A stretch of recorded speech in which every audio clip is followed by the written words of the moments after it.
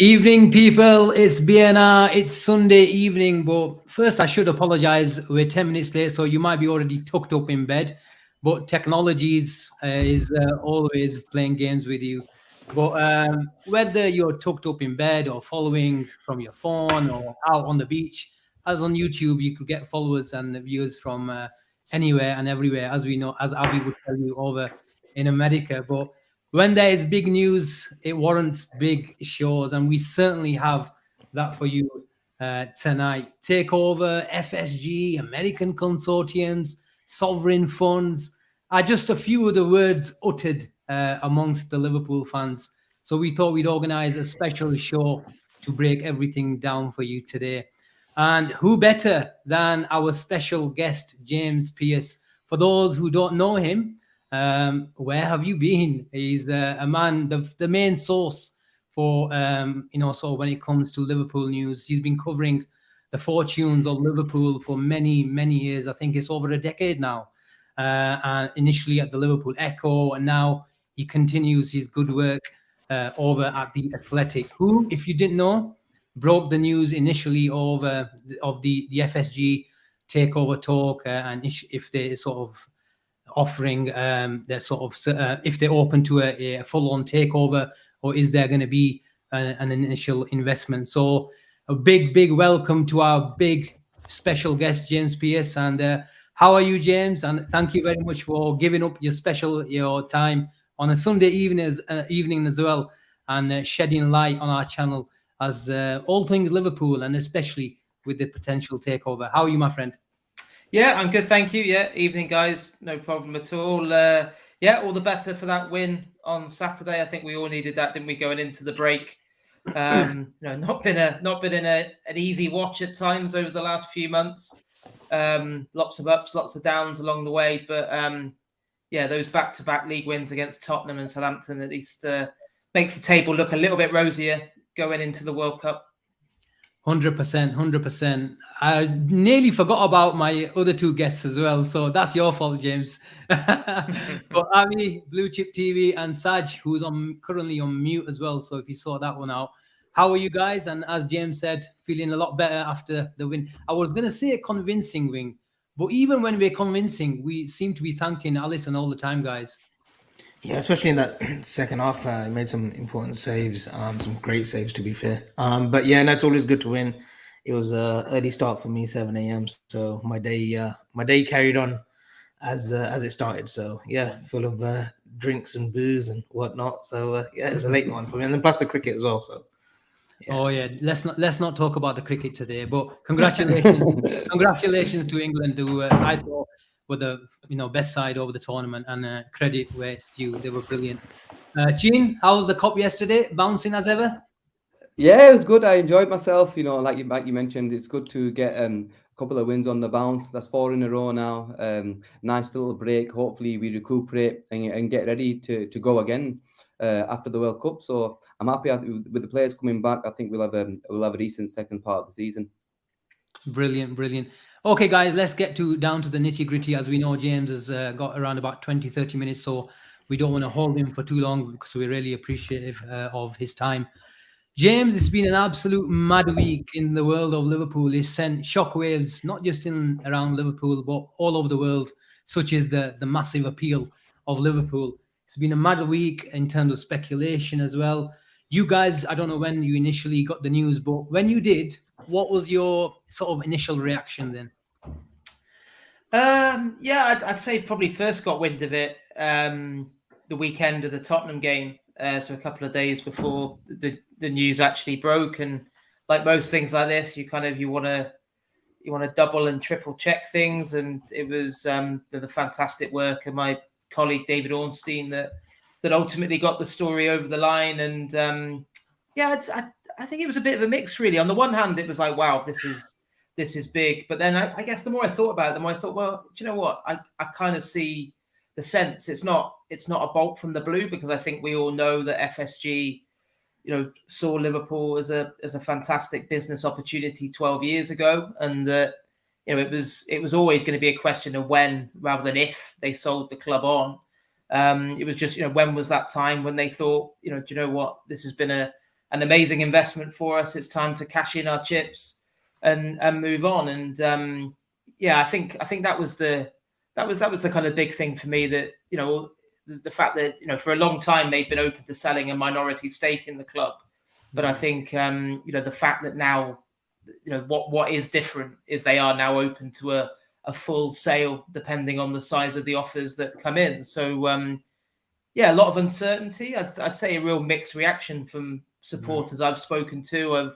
I've spoken to the fans who, you know, are quite concerned, that think, who is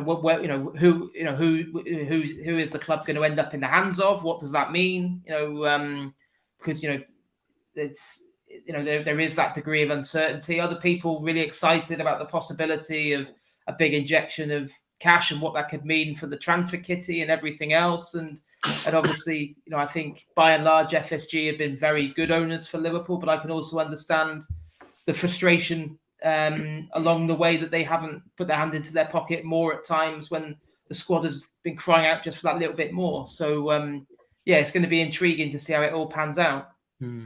So James, why now?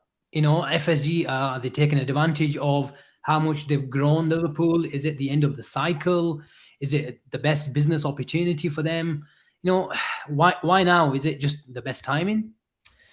Yeah, I think from speaking to people behind the scenes, I think it's a whole range of factors. I think, of course, they've seen Chelsea change hands back in May for 2.5 billion. If you don't count the amount of money that was committed to investing in the infrastructure at Chelsea. And I think, you know, you look at that and I think, well, you know, if Chelsea's worth 2.5 billion, then Liverpool, with their global fan base and the way that I think everything is set up at Liverpool, that's the thing, isn't it? With, you know, that magnificent new Anfield Road end going up and the new training ground. And it's not like you're buying an asset that is in need of, a huge amount of capital being put into it.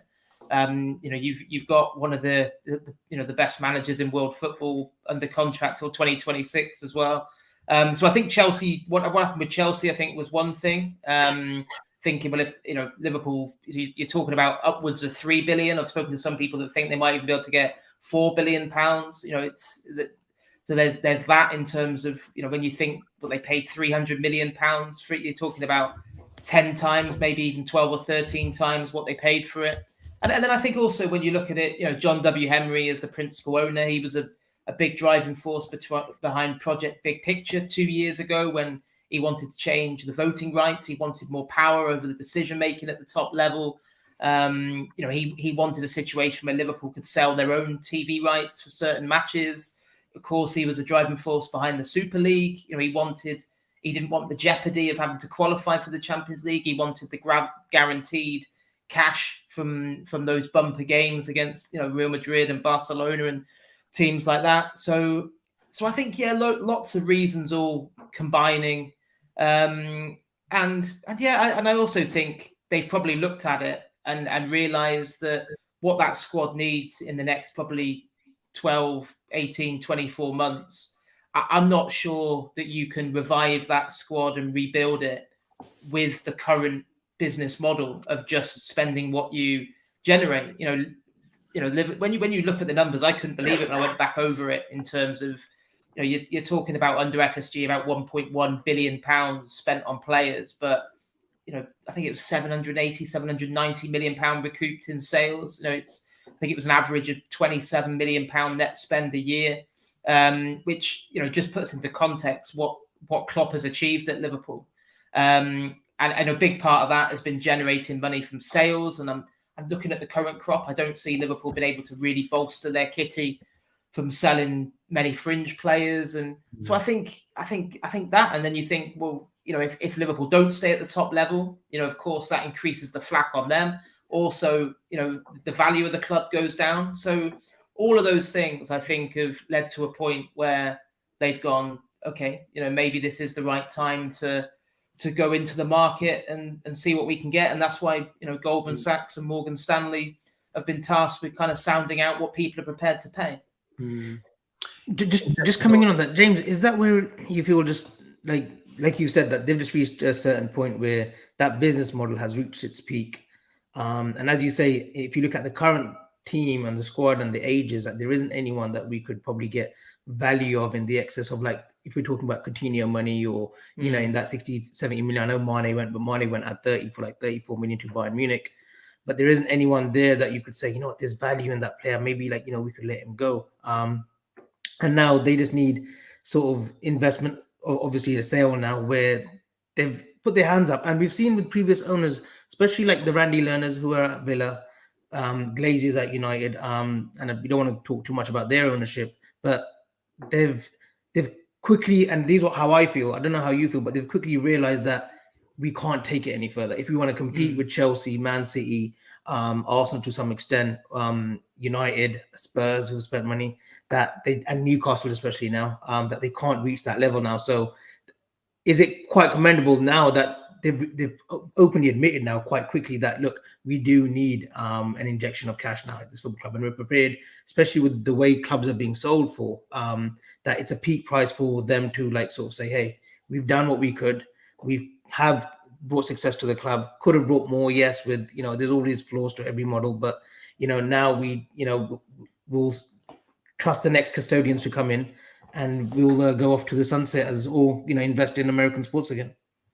Yeah, I think there's something definitely in what you've just said there. I think that you only have to look at, you know, the midfield as the perfect example in terms of what needs to be done there. And we know that Jude Bellingham is the top target, and, you know, what's he going to cost? At least £100 million. You know, and even then, Liverpool probably need two other senior midfielders across the next two windows. When you look at, you know, Keita, Oxlade-Chamberlain, Milner, all out of contract next summer. You know, Henderson will be 33 by the start of next season. Thiago will be 32. So that's a real expensive job. That, you know, it's, you know, you're potentially talking, you know, £200 million if you do push on and win that battle for Bellingham, which is a battle with, you know, City, United, Real Madrid bang in the mix for him as well. So yeah, I think that's certainly part of it, and I think the other factor that I know from speaking to the owners over the years is that they have become more and more disillusioned with the failure to properly enforce financial fair play rules. And I remember right back to when they first bought the club, that was a real big thing for them, because they, you know, they're not stupid. They looked at Liverpool and thought, well, Liverpool's in a mess. We've got this big global powerhouse available at such a knockdown price. You know, the commercial side of things was so backward. You know, the stadium was backward.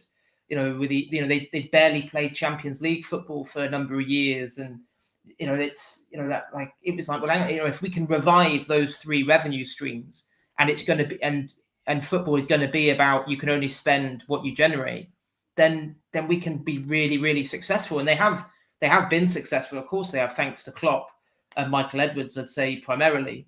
But, you know, it's certainly been made more difficult by the complete and utter failure to enforce those FFP rules properly. And I think when you see, you know, the Man City's Champions League ban get overturned like it did as well, and now, you know, the situation when I think they've almost like given up on FFP being properly enforced. So yeah, I think they probably reached the point where they were either going to have to change their business model in terms of saying, well, look, just spending what we generate isn't going to be sufficient to stay at the top level, or if they weren't prepared to do that, then they got to seek new investment, and they've opted for the latter. Gene James mentioned that the owners and the sort of how, especially the midfield area, looks very, very depleted. Contracts are coming up to renew. Big decisions are coming up in the next 6 to 12 months for Liverpool in that area. Whoever the owners may be, or even a big, massive investment comes in, do you think the new sort of model will make Liverpool and give Klopp a massive initial investment? Do you see like a Chelsea type of investment coming in straight away, the owners spending 200 to 250 million pounds, or will it be a sort of slightly measured approach, something similar to what we've seen over at Newcastle? Look, if you look at any decent owner or a big owner, whenever he takes over a big club, as him, they tend to go hard at the start, where, you know, they want to put a marker down. They want to win over the fans. So, you know, and to be fair, we're at a stage now where we genuinely need real investment. So it is a time, or we will miss out on top four, might even miss out on this season. There's a chance, or going forward, we'll miss out on it. And missing out on top four over the next couple of years is, for a couple of the stature of Liverpool, is unthinkable. So look, they're going to have to put their hands in their pockets and say, okay, guys. And Klopp, you know, they've got the best manager in the world at it. We've got, like we said, Klopp's generally got a 90% hit rate on all the players that he signs, and it's only fair that these owners give Klopp a chance to go toe to toe with the rest of the clubs around us. So I think, look, any owner that comes in, personally, if you're willing to give £3 to £4 billion, I think spending another 200 to 300 million, giving that money to Klopp in the grand scheme of things, I think that should suffice for any new owner that comes in. So I, for one, I think they will. And I think that's inevitable, that when a new owner does take in charge of a club, first thing is they'll want to impress the fans, right? We saw it with Hicks and Gillette. But with Hicks and Gillette, it was after Athens, after the 07 final, Rafa literally called him out in the post interview and said, look, I need money to spend. And that's when we saw Ryan Babel, Fernando Torres, Ben Ayoun come in, Varane and whatnot. And I think even with FSG, when they actually took over, and obviously Torres was leaving in that January, we saw Carroll and Suarez come in, but that summer following, they did spend money. They gave, Kenny and Damien Comoli, they gave him 100 million. They spent it on Downing. Unfortunately, some of the signings didn't work out, but they spent money on Downing, Henderson, Charlie Adams, Sebastian Quatters off the bat. So I think any owner that does come in, if they're prepared to pay up to 4 billion, they will inject money. And in terms of are we going to start splashing the cash? I firmly believe that FSG, and I'm not talking definitively here, but the reason they may want to keep it in-house with the American owners is because they genuinely do care about the football club. Yes, they've made mistakes, but so has every other owner. There is no perfect owner out there. You look at the model that Barcelona have had, right? One, Laporte is trying to sort that mess out there. Bayern Munich is probably the most efficiently run club, no doubt about it. Dortmund, City, Chelsea, everyone has flaws in their ownership.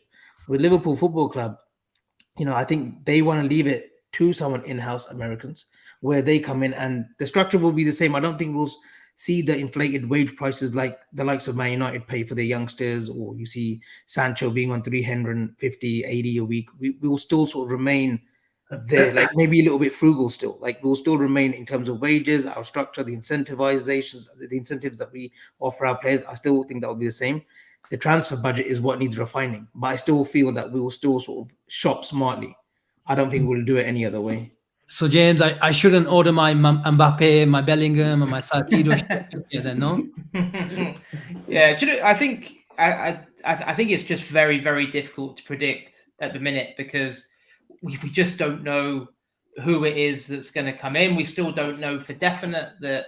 I think the fact that they are seriously contemplating a full sale means that is probably more likely than selling a minority stake. I think I was told this week that both options were still on the table, but I think there's been, I haven't got any names for you, unfortunately, but I know there's been no shortage of interest. I think I was told there was interest already before the news came out this week on The Athletic, and obviously the sales document that had been put together had been available, I think, for a couple of weeks prior to that for interested parties that had signed non-disclosure agreements to try and stop it from getting out. Because I think that's the other thing to say is, I've seen people on social media suggest that this news was somehow leaked out by FSG to kind of almost to drum up interest, but yeah, I can assure you that's not true. They didn't want it getting out when it did. I think they certainly hoped that it would stay under wraps at least until after the season had stopped for the World Cup. But obviously once the news was out there and there was no point then denying it, because I think there was too much detail that David Ornstein had in that story. So I've spoken to some industry experts who still think that it will be another kind of consortium type rather than one kind of single billionaire owner. That's the more likely thing. Similar maybe to what we've seen with Todd Boehly at Chelsea in terms of heading up a consortium. And also it really wouldn't surprise me if it was another American, on the basis that there's a huge amount of American interest in Premier League football, especially, and European football across the board. We've seen, I think they still see that where maybe the ceiling has been reached in some US sports. They love the fact that because football is such a global game, but there's still that potential to keep on expanding. And so yeah, it's it's just going to be interesting to see. I think at the minute, it's difficult to say how long it'll take, and also which direction it ends up going in. James, just coming in on that, like obviously if there's a sales pitch deck that we presume that there is, like a presentation, Liverpool's a very attractive proposition right now. Like you say, the Klopp, the whole structure, the way the club has its hierarchy and the way it works, it shouldn't be a full thorough process, would you imagine, James, because of the club and because of the success that we've had, and because of the commercial revenue and the deals that we have already in place with our sponsors. One would feel that it would be a quick process. Yeah, I think it's difficult to say, because I think I've spoken to some people that say just what would be a quicker process would be just selling a minority stake. They said like people that know a lot more about these things than I do say that would be a relatively quick thing, because you're buying a chunk of the club, and I think a full sale is very, very different in terms of the depth that an investor would go into, and all the due diligence and going through all the books and everything else. So I think, even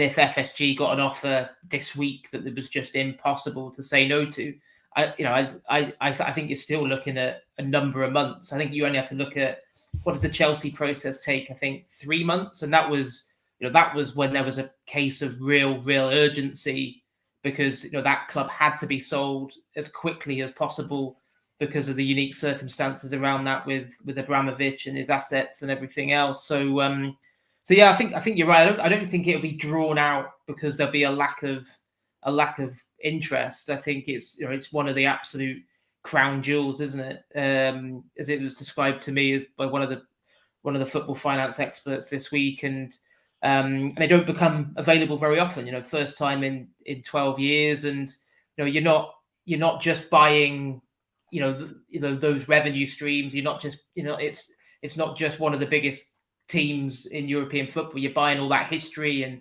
tradition as well. And I do, touching upon what you guys said before, I think FSG do care about legacy, and I think that they, and that's been stressed to me this week, that they do genuinely mean it, when it's not just a case of we'll take the highest bid that's on the table. I think they would be the first to admit they've made some high-profile errors along the way during those 12 years at Liverpool, but they do want to be remembered in the right way, especially with that Anfield Road end close to completion. Well, will be completed next summer. They certainly don't want that legacy to be wrecked by putting the club into the wrong hands. And it is a very, very different situation to Newcastle, because I think Newcastle fans, after what they've been through, were almost willing to take anyone, I think. And we know that Liverpool is a very, very different place. The ethics and the morals and everything else that people hold dear, there would be a real backlash that would be incredibly costly financially to if the club was to be bought by someone that did have a murky past, if you want to describe it like that. So yeah, I think that is from people I've spoken to at FSG, that is an important element for them, that not only does the price have to be right, but the identity of the people taking it on have to be right as well. And there's a catch-22 in that too, because I remember when I'm getting back in time now, guys. Sorry, I always get nostalgic here. But David Moores and Rick Parry, when they had offers from DIC, Dubai International Capital, from Maktoum, and then George Gillette first he came, and proposed, saying, I want to buy Liverpool Football Club, and one way or another, I think the bank said, no, look, you need more equity maybe in your stakeholder if you want to take control of Liverpool. And he went back to America, everyone knows, and he brought in Tom Hicks, and everyone says, oh, we should have got DIC, and then they would have flooded money, but we didn't go that route. And David Moores, God rest his soul, went through the American route, and that's when we brought in Hicks and Gillette, seemingly thinking that these guys will take Liverpool to the next level. And unfortunately, it didn't work that way, as we know, and it did get messy. So with John Henry, like, we're presuming now here, James, that he's not going to just think about the the highest bidder here. Otherwise we'll attract interest from the Middle East, the Far East and whatnot around the world. But is it that even if he does give it to, even if he does try to keep it in-house within like North America, that it may not still work out going forward? There's a risk, isn't it? There's running the risk there of, okay, I've given it here, I've done my handoff, but that handoff might not be what we're expecting, right? Yeah. That's you're spot on. There's always that risk, isn't there? I mean, I think you speak to Rick Parry about the promises that Hicks and Gillette made, and Rick Parry said himself numerous times on the record, what else could we do? You ask questions, you get you get promises. In business, to a large degree, you have to take people at their word, and when those promises are repeatedly broken and they tell you blatant lies, it is difficult. I think the big difference for me probably in this situation compared to back then was David Moores was a local businessman who, quite a private guy, that it was I don't think he was probably fully equipped to know when he went through that process, in terms of they even admitted, didn't they? They didn't really do their homework on Hicks, so they took Gillette's word for it that, oh yeah, he's a good guy, yeah, you can bank on it, you can count on him. But yeah, I think people say, just Google Tom Hicks and look at some of the stories about him from prior to that period. So I think it's safe to say the due diligence will be on a much, much higher scale this time around. I thought it was interesting as well this week that Mike Gordon, who's essentially kind of run Liverpool day to day for best part of probably 10 years now, is taking a backward step during this process. More the day-to-day responsibilities now in the hands of the CEO, Billy Hogan, and that's to do with the sale process and we're obviously working with the banks to sift through the interest. And I think that's the other thing. I know we've seen various names of consortiums and rich people names thrown into the mix already, but I'd be pretty cautious at this stage, because it's happened so many times in the past that sometimes people just want their name linked with a club like Liverpool. And there was one a couple of years ago. I remember speaking to Tom Werner about it, and he had met a guy in New York for discussions, but there was he said it never went any further, despite some reports that he'd actually agreed at, I think it was a £2 billion price at the time, which obviously the values continued to rocket since. But he said the proof of funds was never forthcoming, and that's I think that's quite common in a process like this. You'll get people come to the table and they'll want to haggle, they'll want to negotiate. Yet when push comes to shove, have they really got that kind of capital behind them to pull off a deal like that? So that's probably another reason why this may take a while, kind of sifting through all of that, because there is a lot of detail to go through. That was going to be my next question, James, because we always like to press for some exclusives. And Red, which I should mention, there's around about nearly up to 600 people watching that right at the moment. So please, guys, smash a like if you haven't subscribed already.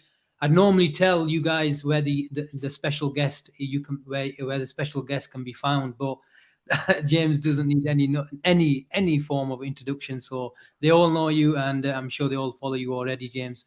But where is this crown jewel gonna go then, James? Because we've heard from interested parties, we've heard some names flying around all over. We hear of someone every single day. We've heard Steve Ballmer, we've heard the Mukesh Ambani family. Where is this crown jewel going, James?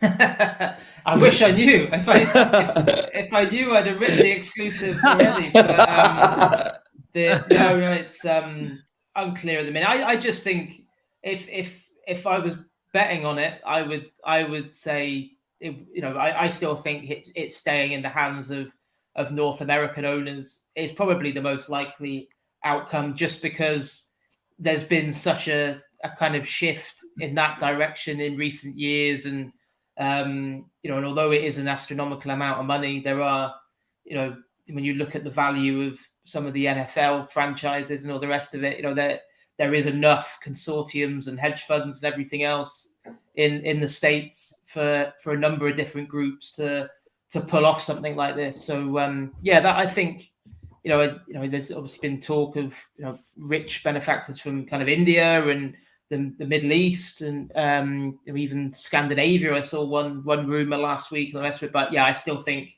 unless something really astounding comes out the woodwork and is a real genuine offer, then I still think North America is probably the most likely outcome.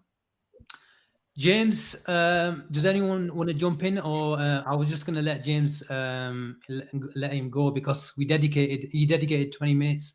He promised us 20. He's given us 30. So honestly, James, wholeheartedly, really, really thank you. And honestly, it's just been an honor and a pleasure having you on Born and Red. And you're more than welcome to come on anytime, whether it's a Sunday evening, Monday evening, any time of the week.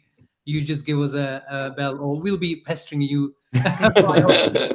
Only joking, James. Honestly, joking aside, it's been an absolute pleasure shedding your light on all things Liverpool and the takeover. And lads, do you want to say any sort of leaving thoughts for James? I think from my side, you covered the last question. I wanted some sort of insight, but I think you've already asked the question. I think so. I'm good. Avi? Thanks for coming on, and big fan of his work anyway, James Pearce. So keep it up and ignore all the trolls that give you abuse, James. You carry on being you, mate. I guess that's part and parcel of being Twitter, isn't it? Don't read the mentions. That's the key. That's the key.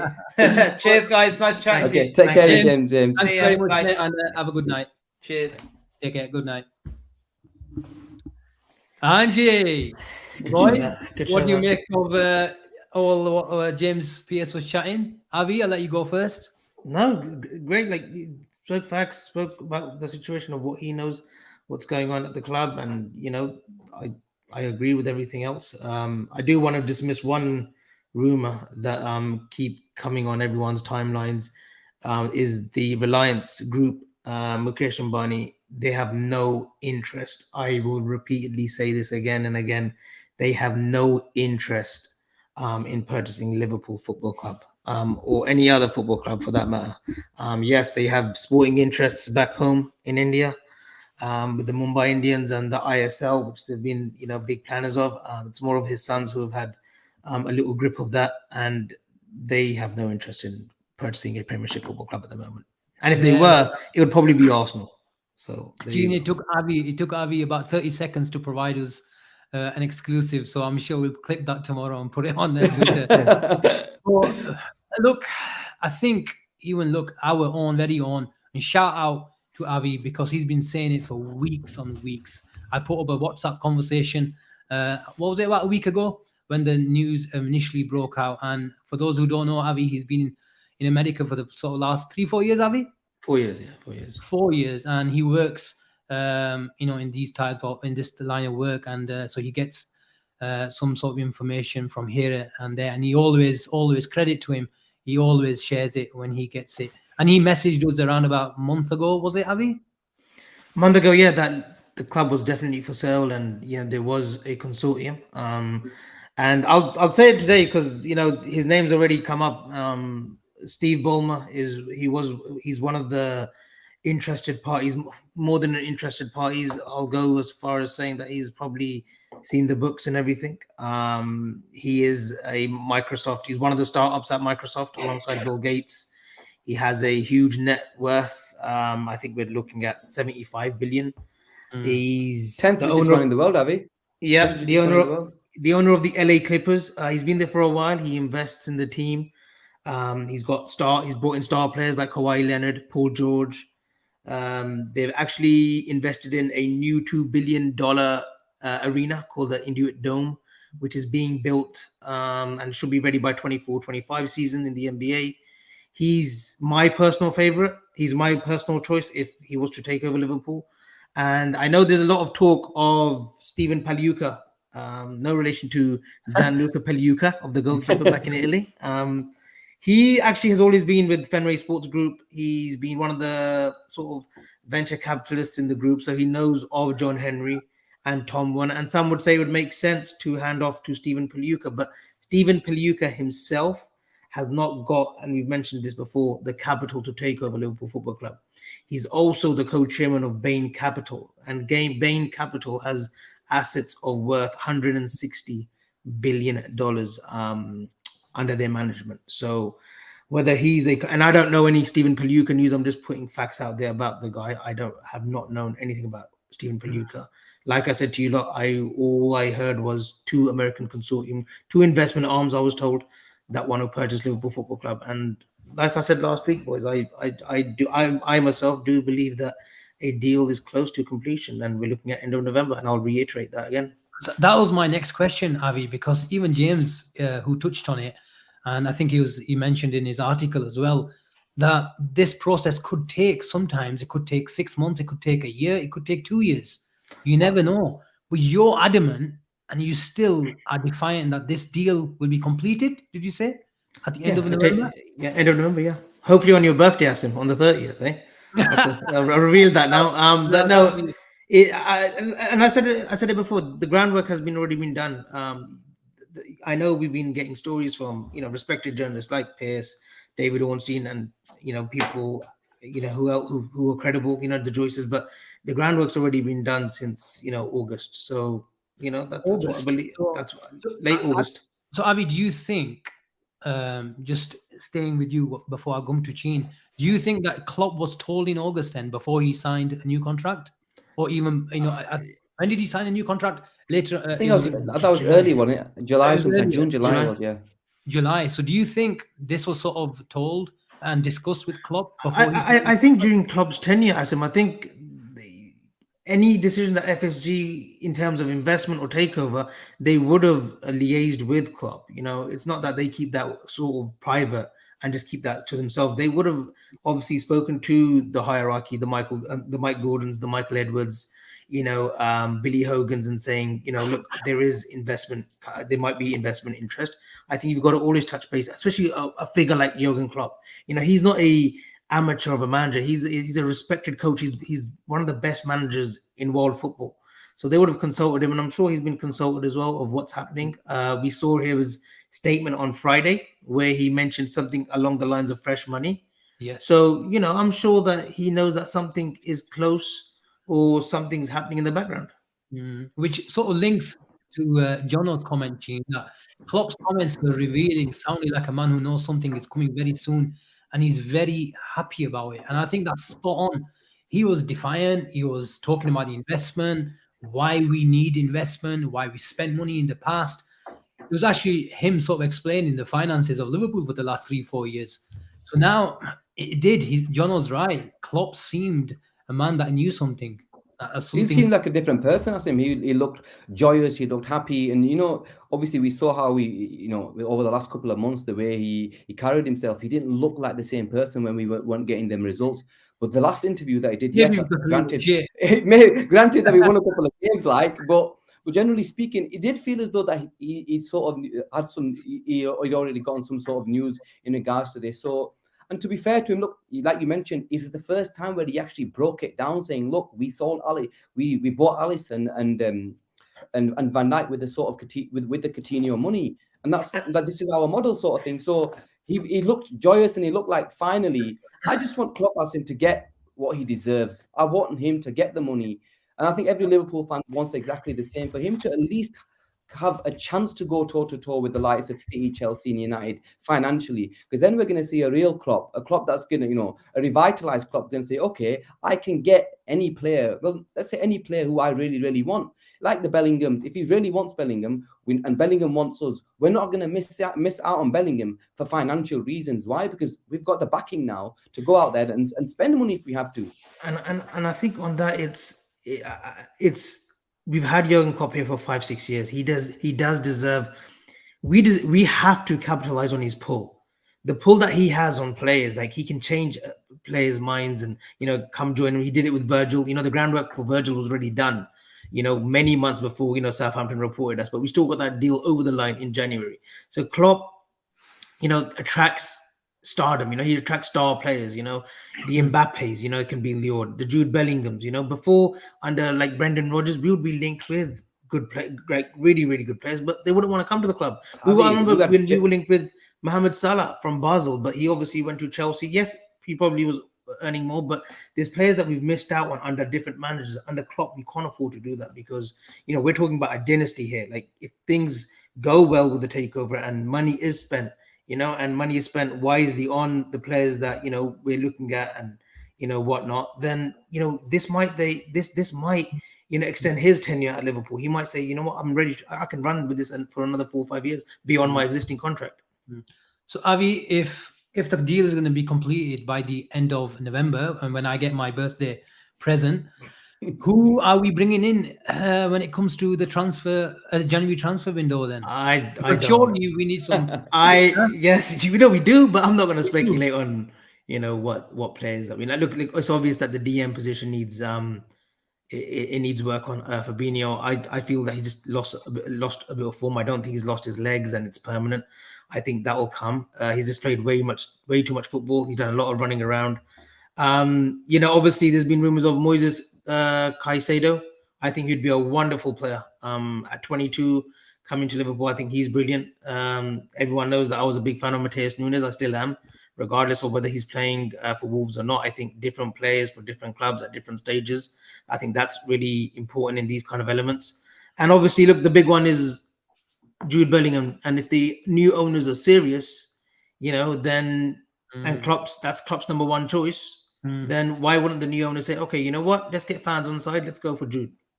Gene, I think that was Avi's, for Avi's standards, that was Avi sitting on the fence. Yeah. If he's not going to give me a few names, you give me some. No, because worst case, this takeover slaps me in the face and nothing happens, nothing comes of it. Then your word and your credibility goes. So I'm not promising any players. I don't get like player information as such. Okay, tell me, what would you like for Liverpool to do in January and the summer? Is that better? I'll name you 3 players that I would like at this club. Okay, go for it. Don't clip it though. I would like Moises Caicedo, Declan Rice, and Jude Bellingham. I'd go, instead of Declan Rice, I want Frankie de Jong. So I'm with the Avi on that, but I think those are 3 first. I'm not a fan of Declan Rice, but he's won me over of late. No, he's definitely, look, for me, I'm the same, Avi. I think he's been brilliant over the last 18 months, and he's a player that I'd love to get. But I think Frankie's available. Let's face the music. Everybody knows he's available. If we have some new sort of owners, they'd be ready to. If he's on like 400k a week. He's not on 400k a week. He's on, I think, about 250k a week. He's on around that sort of mark. And if we bring in a new sort of owner, he's still very, very young. And his fee's going to be around 50, 60 million. It's not the 100 mark. You'll be able to get him. It's still a lot of money, but I think he's a player worth. Opposed to with the Van Dijk links, I think he's one that we could, basically bring it over the line. If we say Caicedo is 50 million, Rice last year of his contract, say he still commands 60, 70 million, and Jude's the 100 mark, right? What's that outlay? That's a 230 million, around that much, 230 million pound net spend. That's what we probably need. That's what we probably need from the new owners. Dare I say it? I mean, you mentioned that's the kind of injection that we need at this club right now. You mentioned 3 first teamers there, and Bellingham's not going to sit on the bench. No, it's Rice. No, it's Caicedo. So do you see Fabinho, Henderson, and Thiago playing a bit part role from next season? I think that has to be the case. With Thiago, I think he plays a bit part role anyway with these injuries. With Hendo, he's got 1 year left on his contract as well, Avi. With Hendo, 33 in July, this is where I would like Klopp to be a little bit sort of, I don't want to say ruthless because that's a typical word, but a little bit sort of straightforward in terms of the players that he'll keep. If he has got injection of cash and, the financials are a little bit flexed from the owners, then we have to look at maybe possibly moving on James Milner, the Jordan Hendersons, the Nabbies. Nabbies and Knox, I think that's a foregone conclusion anyway that they're gone. But this team needs a rebuild. It does need a rebuild. That's not dissuade from that. We've been relying on Curtis Jones, and he's been injured. The Harvey Elliott's, who I've been really harsh on, and it's unfair criticism on him, but because he's a young kid. But that's where we're at now with that midfield area. So. Yeah. We do need to. That's the one glaring problem. The midfield issue is an issue that we need to invest in. It certainly is. By the way, before you ask us I questions, think who it's do you think- it's a similar names, isn't it? I would prefer De Jong over who did you mention? Declan Rice. Declan Rice. Yes, because I think Caicedo and Rice may be a bit similar. Because I don't. If I play Rice or Caicedo, I want them to be in Fabinho's position. I don't want them on the right side. Kieran just made a great point. If someone wants to put his comment up, we have to also bear this in mind. If we're looking at Ox, Milner, maybe moving on Gomez in the summer, maybe moving on Hendo at 33. That's a big issue. He goes. There needs to be a massive push on homegrown players, which is why Rice and Jude with investment makes sense. That's a fair point. That's a fair point, Kieran. And there is a quartet. He released an exclusive yesterday, Kieran Thorne. Go and check him out on Twitter. This is one of the snippets that I did get. Mason Mount is 100% a Jurgen Klopp target if his contract talks continue to go stale with Chelsea. There we have it. How long has he got left? 18 months? He's got a year after the summer, yeah. Mason Mount, I think he just loves Chelsea too much, Avi. Yeah. Personally speaking. But Avi, what do you say? He's coming to Liverpool, did you say? No. I said he's a player that Klopp absolutely loves. Okay, we're monitoring him, yeah? I'm not going to say anything. I'll let Kieran Thorne. Go and follow Kieran Thorne. My next question is, Eugene, well, you can answer it as well. Now that fresh money is coming in, Avi, Klopp gets accused, and it's all over Twitter, and maybe there's a bit of a split in the fan base where he gets accused of he's too loyal to players, he's not ruthless enough, he's stubborn, he's not spending the money that FSG has or is offering him. Where do you stand in the debate, or where do you sit, I should say? Is he too loyal, and are we in this position because of his stubbornness, or has the sort of events of the last week proved that his hands were tied? I think it's a combination of things, Asim. I believe he does have an element of too much loyalty. We saw it in his Dortmund team, which, he could have sort of dismantled a little bit and moved players on. He didn't. He kept faith in a lot of players there who were going into the 30s. And at Liverpool, I think it's the same. The James Milners, the Hendersons. And I get with Henderson, he was tied because of the contract situation. He still had 2 years to run. But he wanted Hendo's contract extended, and he did. Club captain, I totally understand that. With Naby, I think that's loyalty. I think he's never wanted to give up on Naby, 100%. I think he always and still maintains that there's a player in there somewhere. And with Ox, unfortunately, it was that crucial injury in 2018, and he's sort of stuck by him as well. And obviously, there's no clubs willing to pay us what we want for players like Oxlade-Chamberlain. But yeah, I do also believe that his hands have been tied, as him. If that's what he's reporting, if he said, look, the model works to a certain extent, but when you see the Chelsea's, Man City, who are spending now astronomical numbers on wages and transfer fees, we can't maintain that. I can't maintain that level of success if that's what you want me and my recruitment team and you want my coaches to do. I can't carry that forward. I do need, an injection of cash. I need help. And I think that was a bit of a plea, on Friday, that he said, look, I need money. I need money to spend on players that I know that can take us to the next level.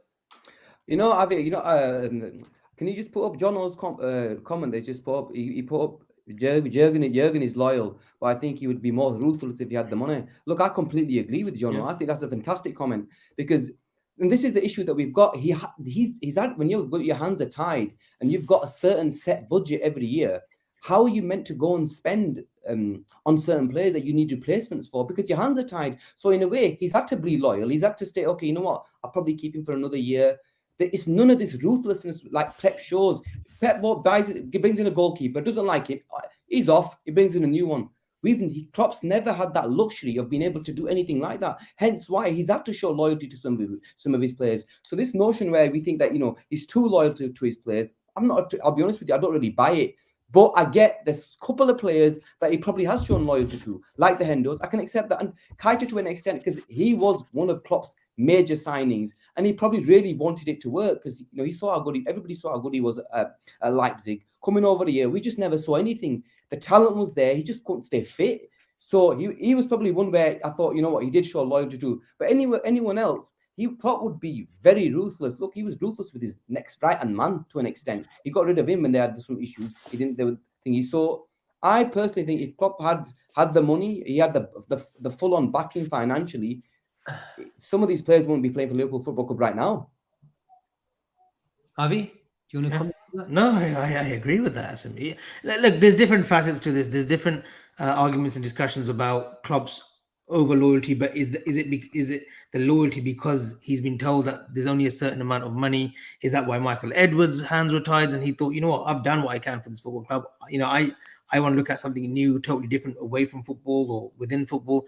You know, there's different caveats to every story. But yeah, look, that I think coincides with, yes, he does show loyalty, but there's proof of that as well, though, Asim, because Dortmund worked that same model as well. Maybe now with the extra cash, with the extra money that's coming in, you know, expected to come into the club, let's see how Klopp does, because there's no guarantees that he may have the same success that he's had under different models, and we know that. It's like, look, for example, Steve Ballmer, right? He spent money on LA Clippers, and he's been there for quite a while. I think over 7-8 years. He's not brought the World Championships to NBA. They've not won the World. They've not become world champions, the NBA world champions, you know, at the Clippers. You know, their counterparts, the Lakers have, you know, with lesser budget. But with the Clippers, he spent money and he's not brought success yet. So, you know, it's exciting. I think it's exciting times, 100%. But you just never know. You never know whether we spend money and we go the United route where we are spending money on players like good young talent and we're spending 60-70 million, but we're not winning anything. Or do we just refine the transfer strategy a little bit and still maintain the players that want to play for this football club? Because we won't buy players for the sake of just buying. We will still want to identify players that want to play for this football club. Bobby, do you think the likes of Steve Ballmer will spend their money, his own money? Because if he comes in and he's done it at the Clippers, he'll do it at Liverpool. He's doing it at the Clippers, yeah. Yeah. So you think he's going to come in, whether it's in if he comes in, he's going to spend. He's that type of guy to sort of really go head to head with the likes of Man City and PSG for really going for the elite players that Liverpool require to replenish the squad. As long as those players are the players that the recruitment team have identified, and we're not banking on youngsters, and they're players that are on the cusp, like the Luis Diaz's, maybe the Jotas who are on the cusp of going to that next level, then 100% I do believe that they'll back Jurgen Klopp. Guys, before we wrap it up, I just wanted to get your thoughts. We didn't do the on the road show post match yesterday. Just want to see what you thought of yesterday, and did you all message Allison? Thank you for saving our bum again. Oh, he was brilliant again. I him 3 magnificent big saves. You can't really ask for more from him. I thought, generally speaking, I thought we played really well. I thought first half we controlled the game well. I thought Thiago was good. Good, you know, we scored Bobby's header, good goal. That Darwin, our best mate, our best striker in the world. You know, he comes and scores 2 fantastic goals. I thought Harvey was brilliant. He looked sharp. He looked like, for once, if Harvey looked like he could pick out the pass, and that's has been my biggest real issue with him. But fair play to him, fantastic for Darwin's first goal. So all in all, you know, we can't really complain for him. We move on. Avi, I thought it was a game where it sort of reflected Liverpool's season. We've seen glimpses of brilliance from, you know, some players. But if there was ever a game that highlighted our sort of defensive deficiencies, it was, you know, yesterday, where Southampton had their chances. And when you win 3-1, you shouldn't need to thank your keeper for it. Yeah, first off, I thought we were brilliant. We were really good. You know, Darwin Núñez, you know, the nuisance, chaos was. He's absolutely he's getting there. You know, he's becoming very, very complete. Quicker than I thought. Scored 2 goals, 2 good taken goals, and then second half, it was similar to like every second half that we've been playing. The opposition just gets a grip of the game. They create chances. Last week it was no different at Spurs. I think the Spurs pressure last week was obviously more telling than it was yesterday, but. Yeah, last night again. Yesterday, again, Southampton had their chances, and if it wasn't for Ali, then it could have easily been a 3-3. You know, could have been a 3-3. That I'm still not a big fan of that right hand side. Elliott first half. Harvey Elliott is a footballer for me that just needs to mirror his game on David Silva as much as possible. I'm not saying he'll become like David Silva, but the intricate little pass that he plays, the 1-2 give and goes, you know, the quick precision in his passing, just because David Silva wasn't blessed with pace either. natural pace. And Harvey Elliott, I believe, is the same.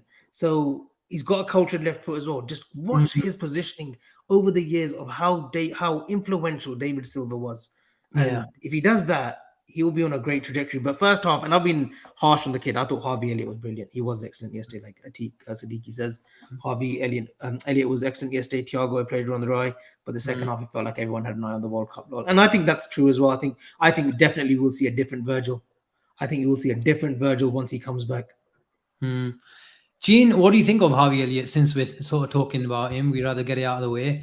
It's interesting to see if you compare him, our team, and how teams' formations are going with the personnel they're playing on that right-hand side. And everyone's talking about Bellingham, but we don't know if we're guaranteed to get him. So, let's park him up for a second. If you see, Kevin De Bruyne, the way he plays that role, even Odegaard at Arsenal, and I saw him yesterday, he was all over the place. He sits in whenever he needs to put a shift in, he puts it in. Sometimes he was accused of being that sort of, Ozil 2.0, where it's just a luxury player, sort of nice and pretty when it doesn't really matter. But maybe the captaincy really, really sort of engineered his development over the last year or so. But do you see Harvey Elliott sort of keeping that place, especially when the signings come in January and next summer? Harvey's you mentioned Odegaard, and I'll speak a bit about Odegaard. Look, Odegaard, when he was very, really young, let's compare him to Harvey Elliott. He went to Real Madrid, didn't really work out, had a few loans, never really kicked on. And then he had one loan, the one that before he went to Arsenal, where he did really well. And that's when Arsenal signed him. So look, it took him 3 or 4 years to get to the level that he's playing at right now. So look, Harvey's still a kid. There is still a lot in this in his progression in terms of a footballer, in terms of playing that role. And it is sort of new to him coming to a Liverpool side, the way we play, and we've sort of slightly tweaked the way we play as well. So for the players around him, there's change for them as well. But I like Harvey Elliott. Do I think I'll see Harvey Elliott really in this position going forward? Look, I say, end of the day, football's a cutthroat business. If we sign Jude Bellingham, let's say, and we sign Caicedo, we've got 2 players, arguably, they're definitely starting. If you've got a Thiago sat there, very difficult for Harvey Elliott to start games going forward if just, let's say, them 2 players are signed. But it's an interesting one. But he's still very young. Look, we need a fully fit, proper squad. And he does offer you that ball. And he does, he's very, very neat and tidy in his play. But he does need time. He does need time. And we have to give him that. And I think he deserves that. Harvey definitely deserves us to actually nurture him. Because we've had Curtis Jones for a few years. We've given him time. So I'm sure Harvey deserves that. Only issue is, Asim, when you've got the new owners that come in, they're going to demand success. The levels, these owners, okay, they demand success, but when you're not putting in 300 million every year, the levels of, you wanting success, not as high, let's say. So in terms of, is he going to be good enough? We're going to have to see how well he develops over the next couple of years. Yeah, it'll be certainly interesting, but I think we're just approaching an hour. We promised ourselves we're only going to do about 40 minutes. Avi needs to head up to a meeting on Sunday as well, so we're not going to make him stick around. But Avi, as ever, thank you very much for popping and giving us your time. Gene, ever present as well, and hope to see you back next Friday, boys. Next Friday. Yes, I think whilst we're at that, I think we'll change it up maybe throughout the World Cup. I think it's maybe a good time to let people know we're going to do a few different shows. We'll do some watch-alongs, and we'll do some tactical shows as well. And we even might get our own very own Abad to do a little snippet of Ref Watch on a weekly basis as well. But that's all to be confirmed, and you guys will be here, the first ones to hear about it. But I think that's everything for today. It's been gripping, it's been insightful, and even the guys who are demanding exclusives on the internet, I think we even fed their ego today as well. And thank you very much. Thank you very much for once again for all your time. And I think we've still got around about 300-400 people watching. I don't know. I can't even see it on my screen now. But yeah, great show, lads. You never walk alone. Thank you very much, Egyptian King. And see you maybe next week for a World Before you go, before they go, can you all please like and subscribe to this channel? Asim doesn't say enough. He always forgets, but I'm not gonna forget. So good luck, guys. Do hit the button and do. Avi, the first thing Chinese messages me after we get off, he sends me a few French words. Yeah, I can't say it on live on air, and then he tells me, "You never say it. You never say it." But I think I'm a firm believer. If you like the show, you'll subscribe, you'll follow it. Well, yeah, I get it. Why you need to say it, because some people forget it. So please like, subscribe, and smash a comment if you like, and see what you think, especially what James Pearce had to say earlier. I think that's it. Thank you very much, and we shall see you very soon. Take care and have a good night. Nice one. Take care, guys.